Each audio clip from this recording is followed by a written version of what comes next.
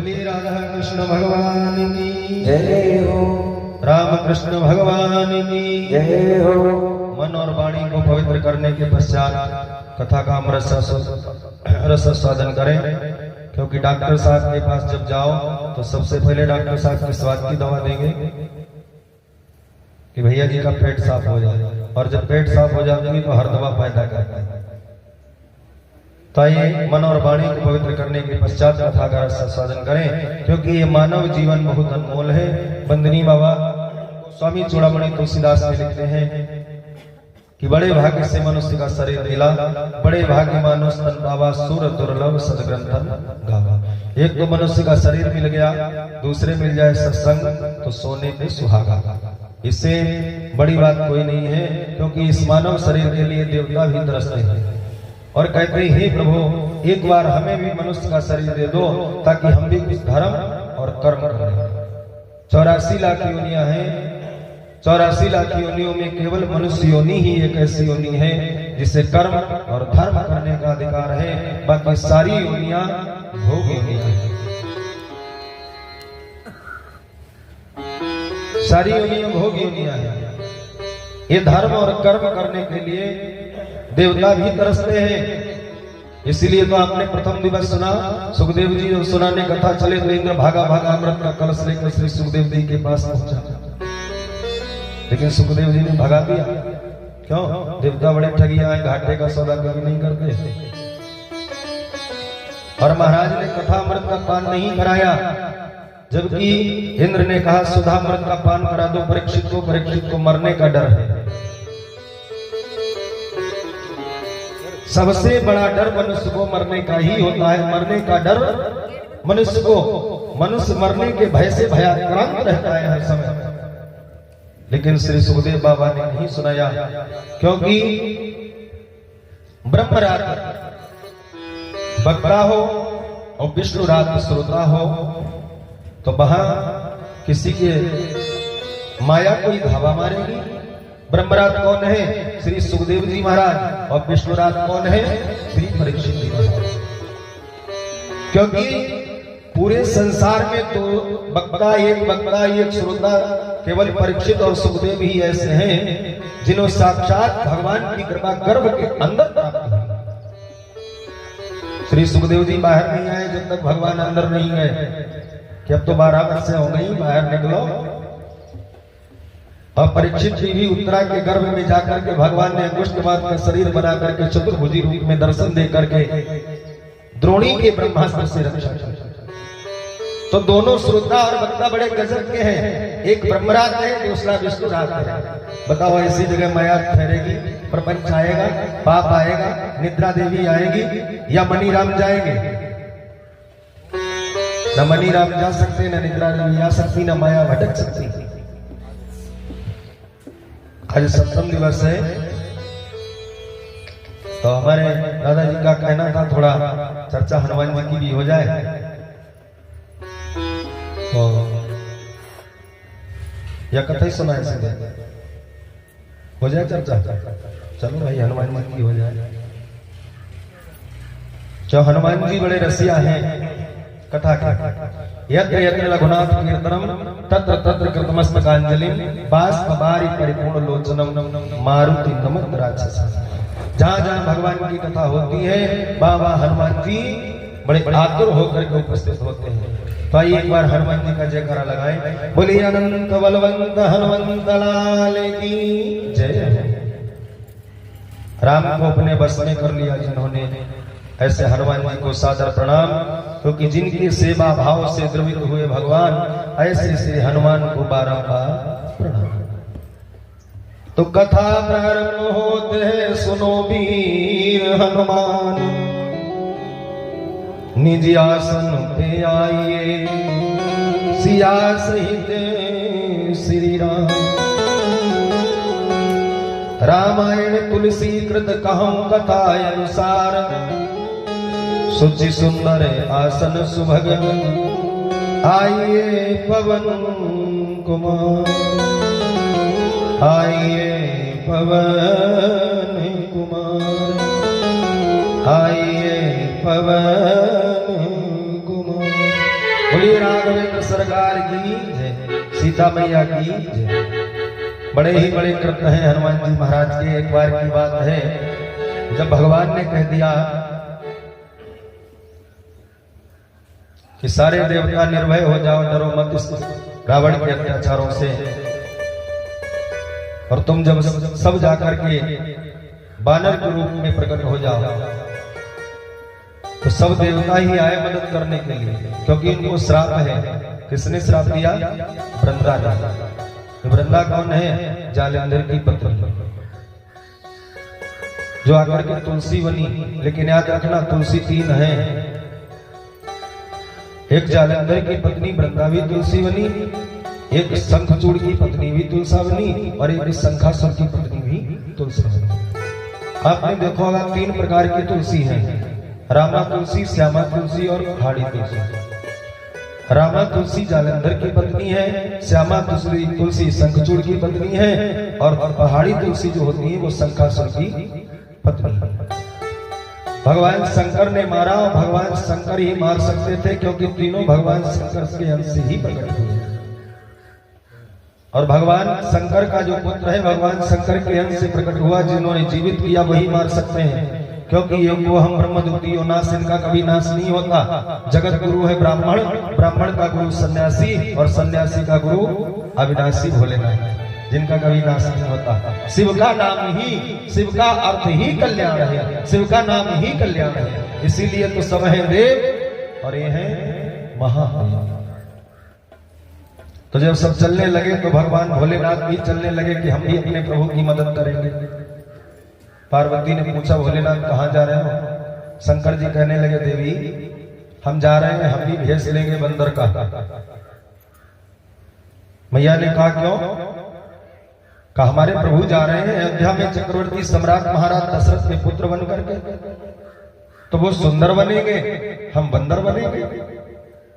पार्वती कहने लगी, जब वो सुंदर बनेंगे तो तुम भी सुंदर बनो, बंदर क्यों बन रहे? शंकर जी कहने लगे, उनका सुंदर बनना ठीक है, क्योंकि मौका समय आने पर किसी ने अगर उनका भेद प्रकट कर दिया और उनसे कहा अपना स्वरूप दिखाओ तुम हो कौन, तो वो तो शंख चक्र गदा पद्म बनमाला करके शोभायमान खड़े हो जाएंगे, लोग उनकी पूजा करेंगे, मोहित हो जाएंगे, कितने सुंदर स्वरूप। और हमारा भेद नहीं प्रकट हो गया, हमसे किसी ने कहा, तो हम अगर खड़े हुए अपने भेष में तो लोग हमें देख करके भाग जाएंगे, क्योंकि हमारे गले में सर्प भी है, नंदी भी है, त्रिशूल भी है, डमरू भी है, बिच्छू, सारी चीजें हमारे पास है।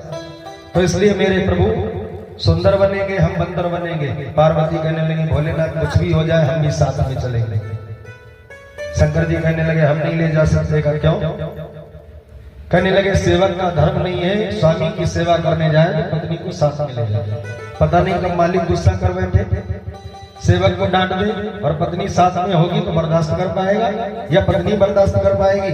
पार्वती कहने लगी, नहीं भोलेनाथ, अगर वो शक्ति के समय जा रहे हैं तो हम भी जाएंगे।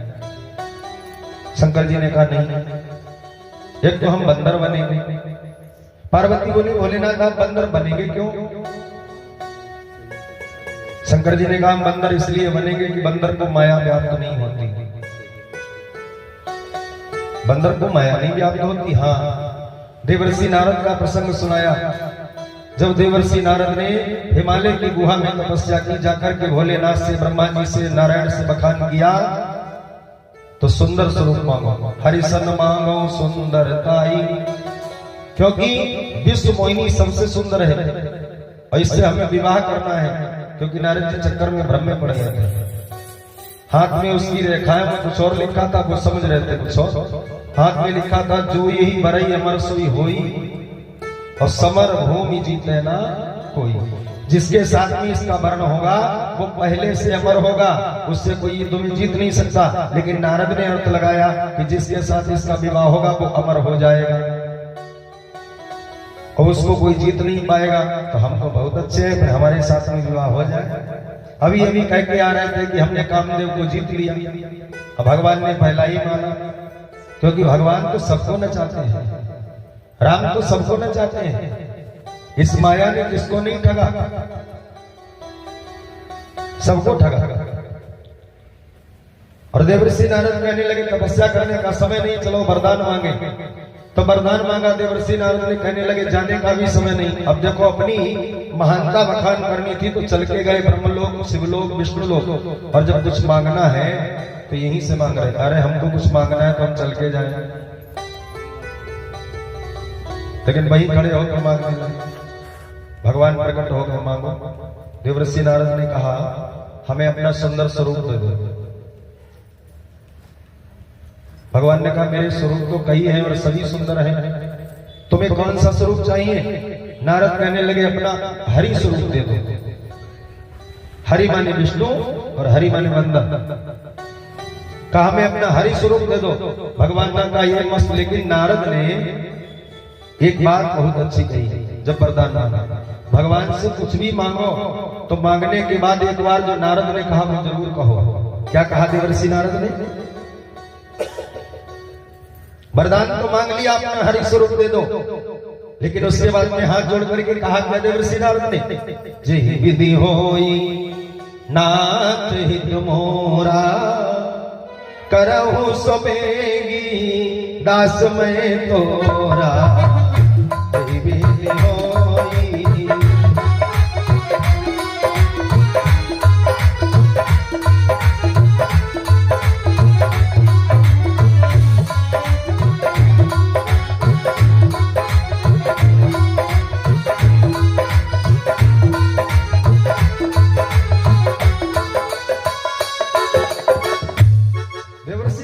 वरदान मांगा कि हे प्रभु वो काम करना जिससे मेरा हित हो।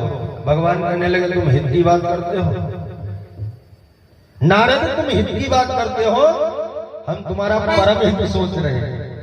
भगवान ने कहा जय विधि हुई है परम हित, नारद सुनो तुम्हारा, सोई हम करम नयान कछु, बचन नम्र का हमारा। मैं वही करूंगा जिससे तुम्हारा परम हित होगा। और भगवान ने सुंदर स्वरूप ना दे करके बंदर दे दिया। बंदर बन के जब गए सभा में तो विश्वमोहिनी ने देखा था नहीं। क्यों? विश्वमोहिनी काहे की है? माया की। विश्वमोहिनी ने देखा भी नहीं। जही दिश बैठे नारद को देखा। जही दिश बैठे नारद भूली, तही दिश गई न बिलो की भूली। देखा तक नहीं, क्योंकि माया की है विश्वमोहिनी। और यही दशा अशोक वाटिका में हुई। जब अशोक वाटिका में हनुमान जी गए, हनुमान जी ने वृक्ष के ऊपर बैठ करके जब सारा कृत्य दशकंधर का देखा तो मां जानकी को कथा सुनाने लगी। राम कहानी सुनो रे राम कहानी, राम कहानी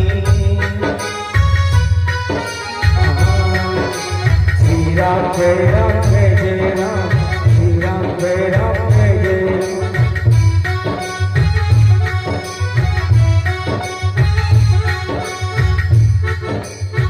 राम कहानी सुनो रे राम कहानी, राम कहानी सुनो रे राम कहानी।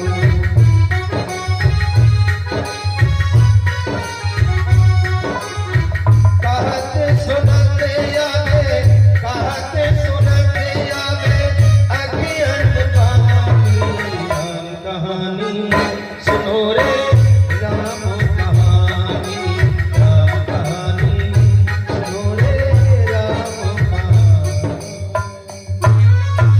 राम की कथा सुनाने लगे। नीचे मां जानकी बैठी। जगत जननी परमा भगवती मां सीता ने जब सुना तो सोचने लगी कथा तो बड़ी सुंदर, और जब कथा इतनी सुंदर है तो सुनाने वाला कितना सुंदर होगा। जो सुना रहा है वो मेरे सामने प्रकट हो। तो हनुमान जी ने लगाई छलांग, नीचे कूदे। तो सोचा था जब कथा सुंदर है तो सुनाने वाला भी सुंदर, और जब जब देखा सामने तो सुंदर नहीं बंदर। और बंदर को देखा तो सीता जी ने भी मुंह घुमा लिया। क्यों घुमा लिया?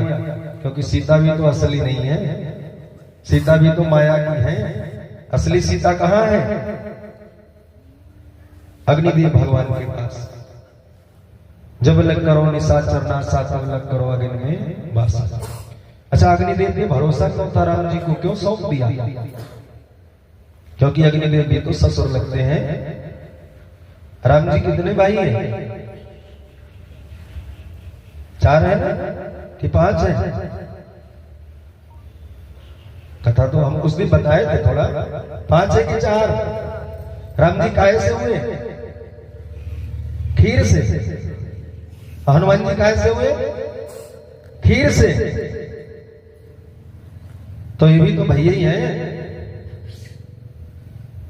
हालांकि राम जी इस व्यवहार जगत में दशरथ के पुत्र हैं, 4 भाई हैं, लेकिन उसी खीर से हनुमान जी का भी जन्म है, जो ब्रजला नाम की अप्सरा ने ले जाकर के सुमेरगिरी पर्वत पे जो गृद्धि बनी थी, मां अंजना की गोद में डाल दी। भगवान शंकर का प्रसाद समझ करके उस खीर को पान कर लिया, जिससे गर्भ रह गया, जिससे हनुमान जी का जन्म हुआ। हनुमान जी बचपन में बड़े बड़े बाती थे, इनके अंदर बल तो अपार है। देखो बंदनी बाबा गोस्वामी चूड़ामणि धन्य है प्रभु, कैसे कैसे अपने भारत में संत कैसे कैसे कवि हो गए, जिन्होंने कितनी सुंदर बात। हनुमान जी के बल की था नहीं मिली तो लिख दिया अतुलित बल धाम, ज्ञान का पार नहीं मिला तो लिख दिया ज्ञानी नाम अग्रगण्यम। और वास्तव में हनुमान जी अष्ट सिद्धि नवनिधि के दाता, 8 सिद्धि 9 निधि के दाता है। 9 निधियां वही सीख सकता है जिसका विवाह हुआ, और जिसका विवाह नहीं हुआ वो 9 निधियां नहीं सीख सकता। तो हनुमान जी का तो विवाह हो चुका है ब्रह्मचारी, लेकिन 1 नहीं 2 विवाह किए हनुमान। अब सुनो, आप लोग चक्कर में पड़े होंगे आखिर हनुमान जी ने विवाह किया क्या? हम बताते हैं। हनुमान जी के बचपन की बात है। हनुमान जी छोटे से हैं, 5 वर्ष की अवस्था है। अपने भाइयों के साथ में 4 भाई हनुमान जी की और हैं, और अपनी सखाओं के साथ में विचरने के लिए खेलने के लिए निकले। तो जा रहे थे, एक गुफा में चित्ररथ गंधर्व की रंगशाला थी, जहां पे तमाम वाद्य यंत्र रखे हुए थे। हनुमान जी अपने भाइयों के साथ में प्रवेश कर गए। इनको ज्ञान नहीं था कि ये बजाने वाला भी कोई वाद्य यंत्र है। सारे बालकों ने उपद्रव किया, और उपद्रव करके सारे वाद्य यंत्र तोड़ ताड़ के सब फेंक दिए।